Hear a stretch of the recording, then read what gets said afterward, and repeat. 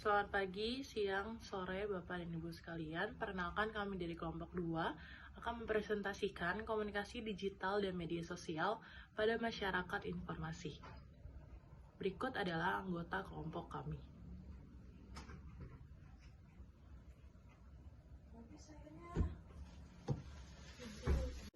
Latar belakang, dengan adanya akses yang mudah ke internet, masyarakat semakin terlibat dalam dunia digital, menciptakan dinamika baru dalam komunikasi. Kemudahan akses internet membuka pintu bagi partisipasi aktif masyarakat dalam menciptakan dan mengkonsumsi konten. Tren ini memberikan dampak pada cara individu membentuk identitas online, memperluas jaringan sosial, dan mempengaruhi persepsi dunia. Dalam era masyarakat informasi, kecepatan penyebaran informasi melalui media sosial dapat mempercepat perubahan budaya, nilai, dan norma. Namun, tantangan seperti hoax dan privasi juga muncul sebagai dampak sampingan dari dinamika intensif komunikasi digital ini. Perubahan ini juga menciptakan tantangan terkait privasi, keamanan data, dan penyebaran informasi palsu. Meskipun memiliki dampak positif dalam memperluas akses informasi, media sosial juga memunculkan isu terkait peran mereka dalam membentuk opini publik dan mempengaruhi dinamika sosial. 1. Peran media sosial. Peran media sosial dalam penyebaran informasi media sosial sangat berperan dalam penyebaran informasi bagi masyarakat luas. Media sosial dapat menjadi sumber informasi yang lebih mudah dan cepat didapatkan karena mudah diakses oleh para penggunanya sendiri dan tidak memiliki keterbatasan dalam pengaksesan, dalam artian semua orang dapat mengakses media sosial asalkan ada medianya seperti telepon genggam, laptop, atau komputer dan lain sebagainya dan memiliki sinyal internet. Media sosial memiliki peran penting dalam penyebaran informasi bagi masyarakat luas. Beberapa peran media sosial sebagai sumber informasi dalam masyarakat. Aktivitas manusia tak lepas dari hasil teknologi komunikasi dan media akibat pengaruh dari perkembangan teknologi. Manusia akan membutuhkan untuk berkomunikasi dengan orang lain dengan menggunakan teknologi media baru.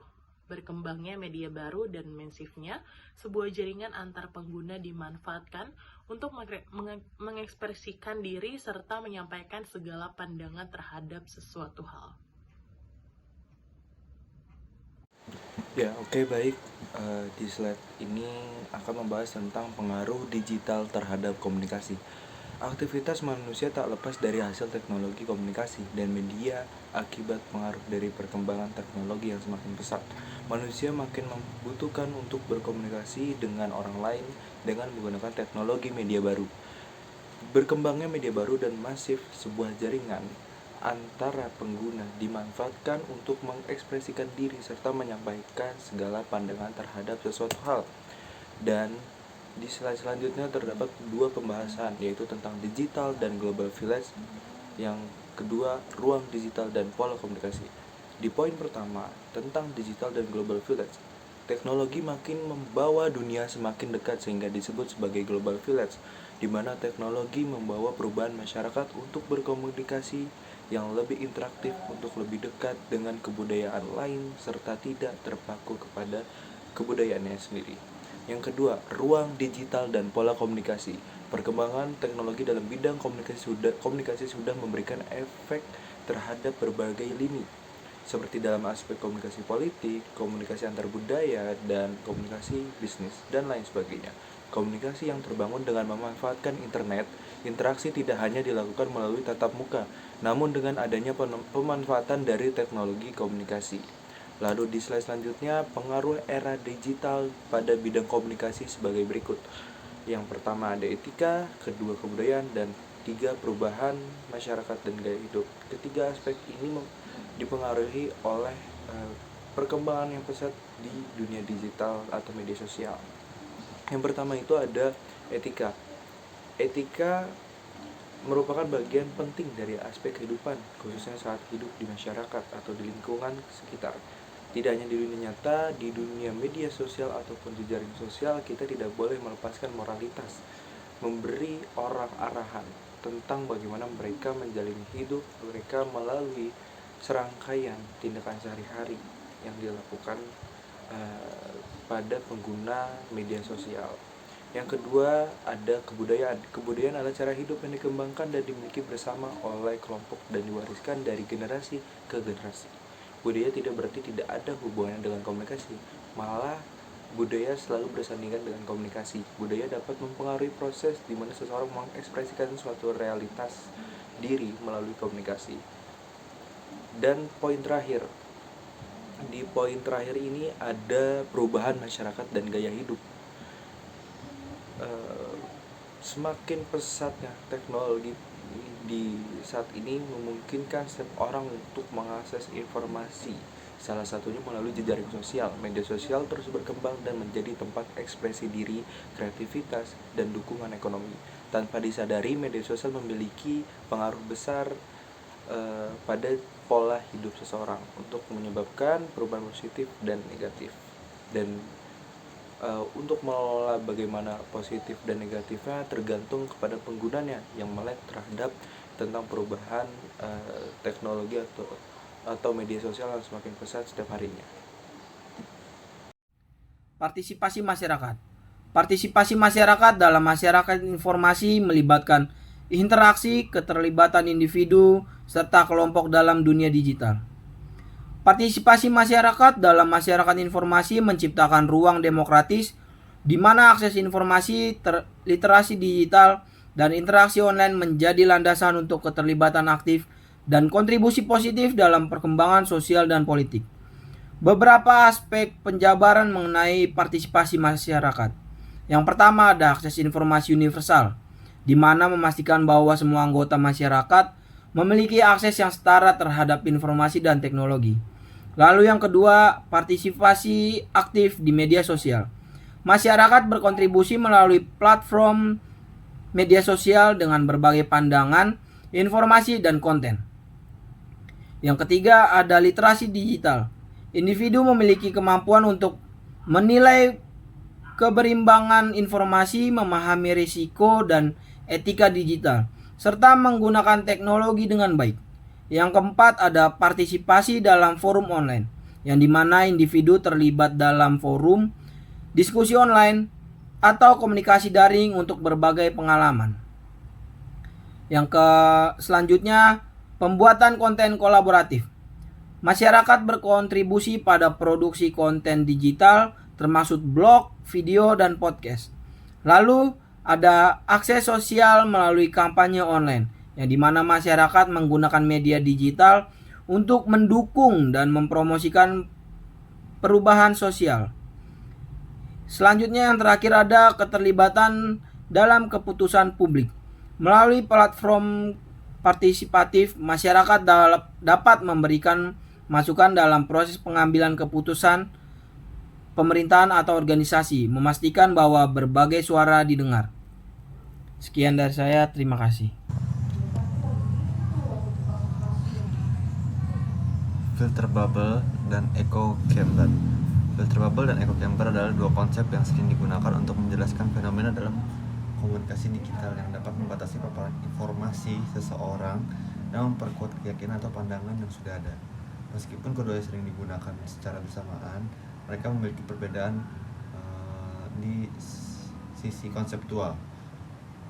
Seperti salah satunya filter bubble. Dari filter bubble sendiri, ini merujuk pada pengalaman personalisasi konten secara otomatis dan algoritma dalam platform digital, seperti mesin pencari atau media sosial. Cara kerjanya, algoritma analisis perilaku pengguna dan penyaring informasi berdasarkan preferensi sebelumnya. Pencarian dan interaksi online ini menghasilkan pengalaman yang disesuaikan yang cenderung memperkuat pandangan yang sudah ada dan membatasi keragaman informasi. Dampaknya, pengguna hanya cenderung melihat berinteraksi dengan konten yang sesuai dengan pandangan mereka, mengurangi keberagaman perspektif dan informasi yang mereka terima. Biasanya filter bubble sendiri ini banyak digunakan di setiap aplikasi atau platform digital, karena pada dasarnya setiap platform digital ini berkonsep atau berdasar dengan algoritma, yaitu dengan angka. Dan selanjutnya ada echo chamber. Echo chamber memiliki definisi yang mengacu pada situasi di mana individu atau kelompok hanya terpapar pada pandangan atau opini sesuai dengan pandangan mereka sendiri, dan mereka mengkonfirmasi keyakinan mereka sendiri tanpa pertentangan atau falas pendapat. Cara kerja Echo-Chamber merupakan bentuk ketika individu atau kelompok terus-menerus mendengar dan proses informasi yang memperkuat pandangan mereka sendiri tanpa terpapar pada sudut pandang alternatif atau kritik yang konstruktif. Dampak Echo-Chamber sendiri dapat memperkuat keyakinan yang sudah ada, meningkatkan polarisasi masyarakat, dan menghambat kemampuan individu untuk memahami pandangan yang berbeda. Selanjutnya ada literasi media digital. Literasi media digital merujuk pada kemampuan seseorang untuk mengakses, menilai, memahami, dan menggunakan informasi dengan bijak dalam lingkungan digital. Literasi media digital dalam masyarakat informasi menyoroti kemampuan individu untuk secara efektif memahami, mengevaluasi, dan berinteraksi dengan media digital. Hal ini mencakup pemahaman tentang bagaimana informasi disajikan dan dibagikan melalui platform online, keterampilan memfilter informasi, dan dapat dipercaya, serta kemampuan untuk berpartisipasi secara aktif dan kritis dalam berbagai konten digital.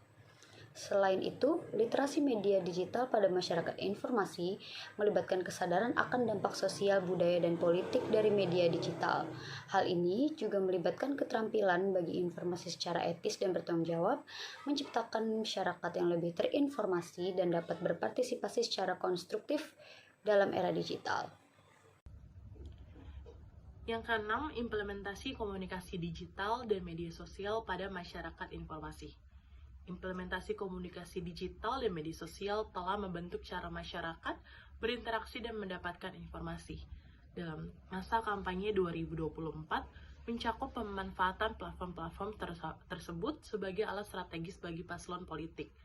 Penting untuk diingatkan bahwa pengguna teknologi dalam kampanye politik perlu diatur dengan cermat untuk menghindari potensi penyalahgunaan dan melibatkan masyarakat secara positif. Etika, privasi, dan integritas informasi harus menjadi perhatian utama dalam mengembangkan dan menerapkan strategi kampanye digital. Kesimpulan dapat diambil dari kelompok kami. Dengan demikian dapat disimpulkan bahwa pada makalah yang berjudul Komunikasi Digital dan Media Sosial pada Masyarakat Informasi melalui analisis mendalam terhadap berbagai aspek yang telah dibahas, dapat ditarik kesimpulan bahwa topik ini memiliki dampak signifikan terhadap perkembangan dan perubahan komunikasi dengan perkembangan digital yang kian pesat setiap harinya. Kesimpulan ini menggarisbawahi pentingnya pemahaman yang lebih mendalam terhadap komunikasi digital dan media sosial pada masyarakat informasi ini, serta potensi implementasinya terhadap berbagai bidang. Demikian presentasi dari kelompok 2, terima kasih.